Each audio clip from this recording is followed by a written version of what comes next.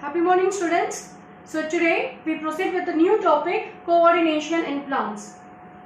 Plants do not have nervous system, muscles and sense organ like the animals.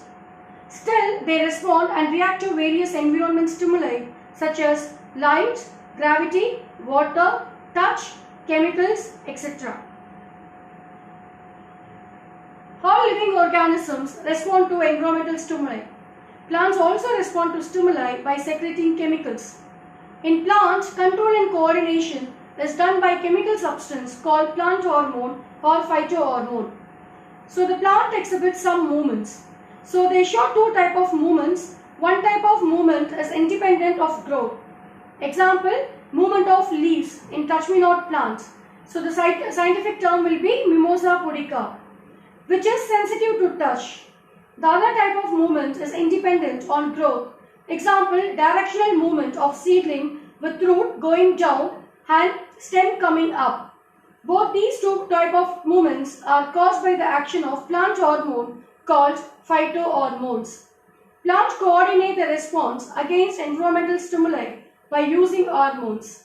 Thus, plants have only chemical coordination. So, effect of stimuli on plants cannot be observed immediately. They shows exception, touch-me-not plant. Plant hormones are chemical messenger that affect a plant's ability to respond to its environment. Hormones are organic compounds that are effective at very low concentration. They are usually synthesized in one part of the plant and transported to another location. So here we study the plant hormones and the types of hormones. So here the plant growth regulators. Okay, so we call this as a plant hormone or plant growth regulators. So there are 5 types of plant hormones. They are auxin, gibberellin, cytokinin, abscisic acid, ethylene. So abscisic acid in short ABA. Okay, and these plant hormones can be divided into 2 groups. So these 5 main types are divided into 2 groups. Okay, so they are growth promoters and growth inhibitors. So growth promoters include auxin, gibberellins, cytokinin and ethylene. And the growth inhibitor retard the plant growth. So example, abscisic acid, that is ABA. So let us study the function of hormones. Auxin. Naturally occurring auxin is indole 3-acetic acid. Okay, I repeat the point. Indole 3-acetic acid. They promote cell enlarge and cell differentiation. This promote stem and fruit growth too. So it regulates the growth movements. So that is prophysin. Okay. Helps in cell division, cell elongation and growth. Auxins are synthesized by the growing apex of the stem and root. It promotes cell elongation and growth of stem and root. It causes apical dominance. It induces rooting on stem cutting. Gibberellins. Gibberellin cells enlargement and cell differentiation. So it promotes the cell enlargement and cell differentiation in the presence of auxin. Promote growth in stem and fruits from roseate plants, that is plant in the profuse leaf development, but induce to the internode growth. Show bolting, that stimulation in the internode growth just before reproduction. So gives flowering when treated with gibberellin. Cytokinin. So it promotes cell division and it plays a vital role in the morphogenesis. Helps in breaking the dormancy of seed and buds. Delay the aging of leaves in plants. Promote the opening of stomata and promote growth of the parts. So cytokinin are hormones present in the area of rapid cell division such as fruits and seed. It promotes cell division and cell enlargement. It promotes the germination of seeds. Next is abscisic acid. So this will be the growth inhibitor. So it promotes the dormancy in seed and buds, thereby inhibiting growth.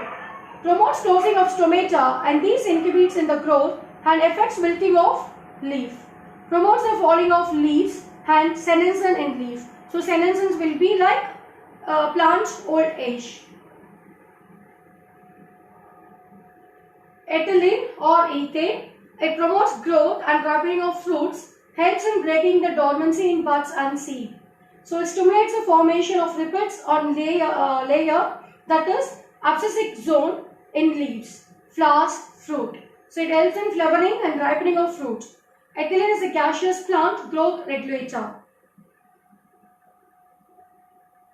So here next topic is movement in plants. So when we say movement, the plants cannot locomote from one place to another because plants are sessile in nature. It fixed in the soil. Yes. So the plant movement, the induced plant movements are classified into two types. One is tropic movement and other one is nastic movement.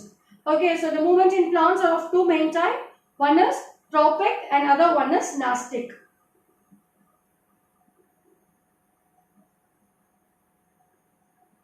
So the tropic movements are directional movement of specific part of plants revealing growth in response to external stimuli. So they are called trophism. So here the external stimuli will be light, water, gravity, touch, chemicals. So based on this external stimuli, it moves on like classification like phototrophism, geotrophism, chemotrophism and hydrotrophism. So here the tropho, it means turn. The plant turn according to the stimulus. So if the plant turn to the light, towards the light, it means phototrophism. When the plant turns towards the earth, it means geotrophism. When the plant responds to the stimuli towards the chemicals are called chemotrophism. And when the plant responds to the water, that is hydrotrophism. So based on the trophisms here, it can be two types. One is positive and other one is negative. So positive if the plant moves towards the stimulus. Negative if the plant moves away from the stimulus. So these are the two classifications which can be seen in the trophism. So trophism are of four types: phototrophism, geotrophism, chemotrophism and what? Hydrotrophism.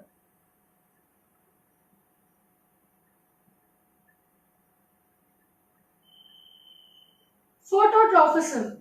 So light is a force of gravity or chemical substance and water are the four common stimuli present in the environment to which the plant responds. So these responses are termed as phototrophism for light.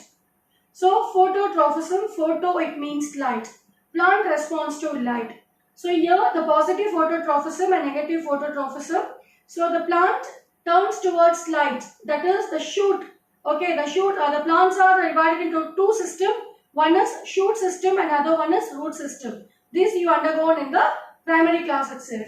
So the shoot system turns towards light. It means positive phototrophism. The root system away from light. It is negative phototrophism. So importance of phototrophism is helps leaves be in the best position possible to receive enough light for photosynthesis. Next we study about geotrophism. Geo means earth. Okay, so the plant growth in response to gravity. Response of plants to gravity is called geotrophism. Gravity refers the force with which the earth pulls all things towards it.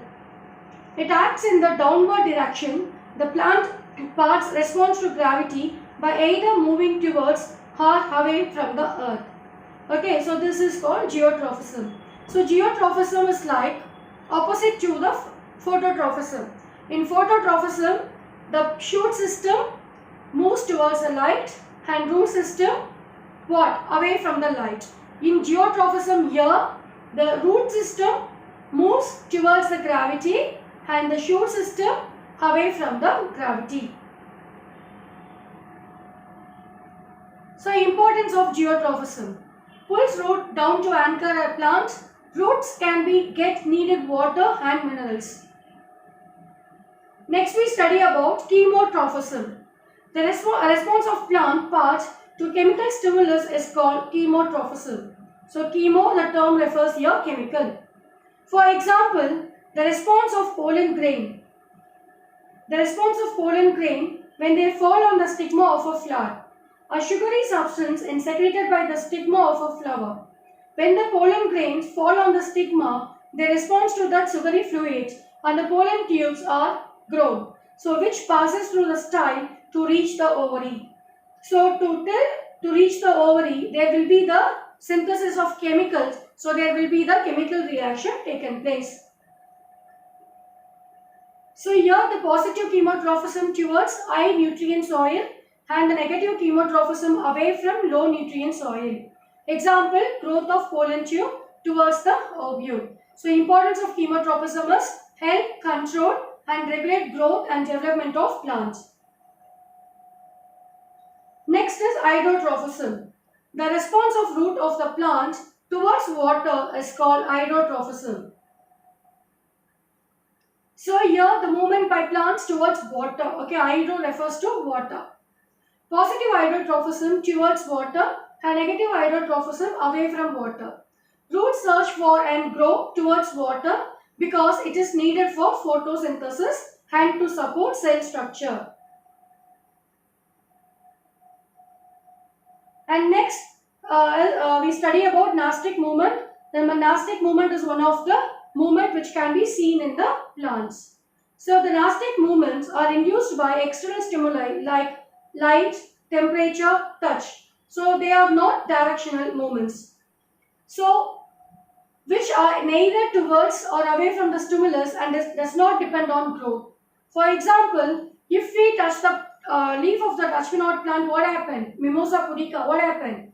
The leaf gets folded up and droops down immediately due to the change in the amount of water in the leaves. So depending upon the amount of water in the leaves, it swells or shrink. So this is the example for nastic movement. Thank you.